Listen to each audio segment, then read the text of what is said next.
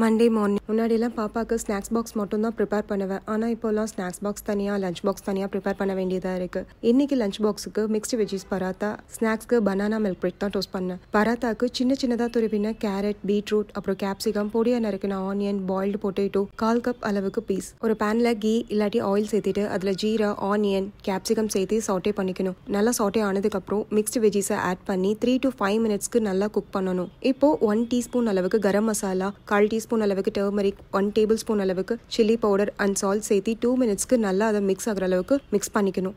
இப்போ சப்பாத்தி மாவை தேய்க்கிற மாதிரி தேய்ச்சிட்டு கொஞ்சம் திக்காக தேய்ச்சிக்கணும். இதில் அந்த மிக்ஸ்டு வெஜ்ஜீஸை ஸ்டஃப் பண்ணி சப்பாத்தி எப்படி போட்டு எடுக்கிறோமோ அந்த மாதிரி கீ யூஸ் பண்ணி போட்டு எடுத்துக்கணும்.